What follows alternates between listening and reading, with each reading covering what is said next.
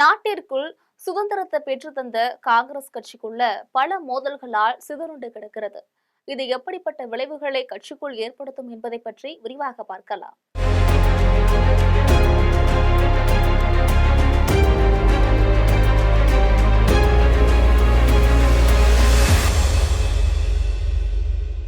உண்மையில கட்சி என்று ஒன்றிருந்தால் அதுல கோஷ்டி மோதல்கள் இருக்கத்தானே செய்யும்.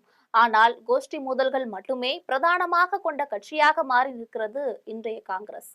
மத்திய பாஜகவை எதிர்க்க நாடு தழுவிய அளவுல வலுவான ஒற்றுமை கூட்டணி அமைப்போம் என்று தொடர் முழக்கமிட்டு வருகிறது காங்கிரஸ். ஆனால் தன்னுடைய கட்சிக்குள்ளேயே ஒற்றுமையை ஏற்படுத்த முடியாமல் திண்டாடி கொண்டிருக்கிறது. தெற்கில் தமிழகம், கர்நாடகா, வடக்கில் பஞ்சாப், டெல்லி, ராஜஸ்தான், கிழக்கில் பீகார், ஒடிஷா, மேற்கில் குஜராத், கோவா என நாட்டின் 4 திசைகளிலும் இருக்கக்கூடிய மாநிலங்கள்ல காங்கிரசுக்குள் உட்கட்சி பூசல்கள் தலைவிரித்தாடுகின்றன. குறிப்பாக சொல்ல வேண்டும் என்றால் கர்நாடகா, பஞ்சாப், ஒடிசா ஆகிய மாநிலங்களின் காங்கிரஸ் கமிட்டிகள்ல சமீப காலமாக உட்கட்சி பூசல்கள் உச்சம் தொட்டு நிற்கின்றன. வெளிப்படையாக இந்த மோதல்கள் களத்தில் கட்சியின் செல்வாக்கை மேலும் பதம் பார்த்து கொண்டிருக்கின்றன. கர்நாடகாவில் அசுர பலத்துடன் ஆட்சியை பிடித்தது காங்கிரஸ். அன்றைய முதலே முதல்வர் நாற்காலி சண்டைதான் தலைவலியாக இருக்கிறது. முதல்வர் சித்தராமையா, துணை முதல்வர் டி.கே. சிவகுமார் இருவருக்கும் இடையே இருக்கக்கூடிய பனிப்போர் அடிக்கடி பகிரங்க மோதலாக வெடித்து வருகிறது. கர்நாடகாவில் தேர்தல் வெற்றிக்கு பின்னர் முதல்வர் பதவியை 2.5 ஆண்டுகள் பகிர்ந்து கொள்வதாக ரகசிய ஒப்பந்தம் இருந்ததாக டி.கே. சிவகுமாரின் ஆதரவாளர்கள் போர்க்கொடி தூக்க, அப்படி ஒரு ஒப்பந்தமே இல்லை என்று சித்தராமையா தரப்பும் இருக்கிறது. மோதல்கள் எல்லை மீறி போகவே டெல்லி காங்கிரஸ் உத்தரவின்படி இருவரும் மாறி மாறி பிரேக்பாஸ்ட் மீட்டிங் நடத்தினார்கள். அதன் பின் இருவரும் கைகோத்து எங்களுக்குள்ள மோதல் ஒன்றும் இல்லை அப்படின்னு சொன்னாங்க. பிரேக்பாஸ்ட் மீட்டிங் சிறப்பாக முடிந்தது என்னவோ உண்மைதான். ஆனால் டின்னர் மீட்டிங் தான் மீண்டும் மோதல்களால வெடிக்கின்றன. சமீபத்துல கர்நாடகாவில் உள்ள பெலகாவியில் சித்தராமையா சில அமைச்சர்கள் எம்எல்ஏக்களுடன் இரவு விருந்து ஒன்றில் கலந்து கொண்டார். தொடர்ந்து அதே பெலகாவியில் சிவகுமாரும் தன்னுடைய ஆதரவாளர்களான எம்எல்ஏக்கள் அமைச்சர்களோட இரவு விருந்தில் கலந்து கொண்டாரு. நண்பர்களுக்குள்ள நடைபெற்ற சாதாரண விருந்து இது அப்படின்னு இருதரப்பும் கடந்து சென்றாலும் உள்ளுக்குள் புகைச்சல் அடங்கவில்லை என்பதே உண்மை என்கிறது காங்கிரஸ் வட்டாரம். மேலும் இருதரப்பு ஆதரவாளர்களும் டெல்லி தலைமையை கண்டித்து போஸ்டர் ஓட்டுவது, ஒருவரை ஒருவர் கடுமையாக விமர்சனம் செய்வது, கோஷங்கள் எழுப்புவது என அங்கு மோதல்கள் தொடர்ந்து கொண்டிருக்கின்றன. பாஜகவோ காலை உணவில் ஒற்றுமை, கட்சியில் வேற்றுமை என கிண்டலடித்து வருகிறது. பஞ்சாபில் முன்னாள் முதல்வர் அமரிந்தர் சிங், முன்னாள் கிரிக்கெட் வீரரும் காங்கிரஸ் தலைவருமான நவ்ஜோத் சிங் சித்து ஆகியோரிடையே வெடித்த மோதல்கள் தான் காங்கிரஸ் ஆட்சியை பறிபோனது. ஆட்சி பறிபோன பின்னரும் உட்கட்சி மோதல்களுக்கு பஞ்சாபில் பஞ்சமில்லை. சமீபத்தில் நவ்ஜோத் சிங் சித்துவின் மனைவி நவ்ஜோத் கவர் அளித்த பேட்டி காங்கிரஸ் தலைமையை கலங்கடித்திருக்கிறது. முதல்வர் நாற்காலியில் அமர 500 கோடி ரூபாய் எங்களிடம் இல்லை, எங்களிடம் நேரடியாக யாரும் பணம் கேட்கவில்லை, ஆனால் 500 கோடி ரூபாய் கொடுப்பவர்களே முதல்வராக்கப்படுகிறார்கள் என்று கூறியிருந்தார். இந்த விவகாரம் மாநில அரசியல்ல பெரும் பரபரப்பை உண்டாக்க நவ்ஜோத் கவுரை சஸ்பெண்ட் செய்தது தலைமை. அதன் பிறகு என்னுடைய கருத்தை திருத்திவிட்டனர். நவ்ஜோத் சிங் சித்து முதல்வர் வேட்பாளராக எந்த கட்சியில் இருந்தாவது அறிவிக்கப்படுவாரா என்ற கேள்விக்குத்தான் அந்த பதிலை சொன்னேன். காங்கிரஸ் கட்சி ரூபாய் 500 கோடி கேட்டது என்று நான் சொல்லவே இல்லை அப்படின்னு விளக்கம் அளிச்சிருந்தாரு. பஞ்சாபை ஆளும் ஆம் ஆத்மி காங்கிரஸ் கட்சி முதல்வர் நாற்காலியை அப்பட்டமாக ஏலமிட்டிருக்கிறது. காங்கிரசின் உண்மை முகத்தை அந்த கட்சி நிர்வாகி வெளிச்சம் போட்டு காட்டிவிட்டார் என்றிருக்கிறது. பாஜகவோ கட்சிக்குள்ளேயே காங்கிரஸ் செய்யக்கூடிய ஊழல் வெட்ட வெளிச்சமாகி இருக்கிறது. உண்மையை பேசியதற்கு சஸ்பெண்ட் செய்து தண்டனை கொடுத்திருக்கிறது காங்கிரஸ் தலைமை அப்படின்னு சொல்றாங்க. நவ்ஜோத் கவுரின் குற்றச்சாட்டுகளை திட்டவட்டமாக மறுக்கக்கூடிய பஞ்சாப் காங்கிரஸ் நிர்வாகிகள் சித்துவுக்கு எதிராகவும் பேச தொடங்கியிருப்பதனால உட்கட்சி மோதல்கள் அங்கு தீவிரமடைந்திருக்கிறது. ஒடிஷாவில் ஆட்சியை இழந்து கிட்டத்தட்ட 25 ஆண்டுகள் ஆகிவிட்டன. இந்த நிலையிலும் அங்கு இன்னும் தன்னுடைய இருப்பை தக்க வைத்துக் கொண்டிருக்கிறது காங்கிரஸ் கட்சி. 2024 சட்டமன்ற தேர்தலில் கூட 14 தொகுதிகளை கைப்பற்றியிருந்தது.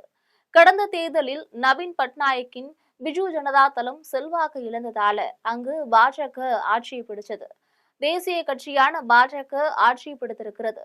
நவீன் பட்நாயக்கும் சரிவை சந்தித்துக் கொண்டிருக்கிறார். இனி ஒடிஷாவில் காங்கிரஸ் கட்சியை வளர்த்தெடுக்க நமக்கு ஒரு வாய்ப்பு கிடைத்திருக்கிறது. கட்சியை வளர்த்தெடுக்க ஒன்றிணைந்து செயல்படுங்கள் அப்படின்னு தலைமையிலிருந்து உத்தரவும் பறந்தது. ஆனால் அந்த உத்தரவையெல்லாம் காற்றில் பறக்க விட்டு உட்கட்சி மோதலில் தீவிரமாக களமிறங்கினார்கள் மாநில நிர்வாகிகள். அதன் உச்சமாக காங்கிரஸ் கட்சியின் முக்கிய தலைவரும் முன்னாள் எம்எல்ஏவுமான முகமது மோக்கிம் சோனியா காந்திக்கு கடிதம் ஒன்று அனுப்பியிருந்தார். அதுல தேர்தலில் தொடர் தோல்விகளை சந்தித்தவர்களே ஒடிஷா மாநில காங்கிரஸ் கமிட்டியின் தலைவராக நியமிக்கப்படுவார்கள். அவர்களது மோசமான செயல்பாடுகளே மாநிலத்தில் கட்சி பலவீனப்படுத்தி இருக்கின்றன அப்படின்னு. அதோடு தவறான முடிவுகள், வழிகாட்டுதல்கள், தவறானவர்களின் கைகளில் பொறுப்புகள் நீடிப்பது ஆகியவைகள்தான் காங்கிரஸ் கட்சி பலவீனமாக்கி இருக்கின்றன. நாட்டில் இருக்கக்கூடிய 65% இளைஞர்களோட எதிர்பார்ப்பை பூர்த்தி செய்ய 83 வயதாகும் மல்லிகார்ஜுனா கார்கேவால் முடியாது. அவரது வயது இதற்கு உகந்ததாக இல்லை. எனவே கட்சி தலைமையை மாற்ற வேண்டும். மேலும் கட்சி தலைமைக்கும் களத்தில் உள்ள சாதாரண தொண்டர்களுக்கும் இடையிலான இடைவெளி மிக மிக அதிகமாகிவிட்டது. நான் சட்டமன்ற உறுப்பினராக இருந்தபோதும் கூட ராகுல் காந்தியை கிட்டத்தட்ட 3 ஆண்டுகளாக சந்திக்க முடியவில்லை. இது பல தொண்டர்களின் நிலையை பிரதிபலிக்கிறது.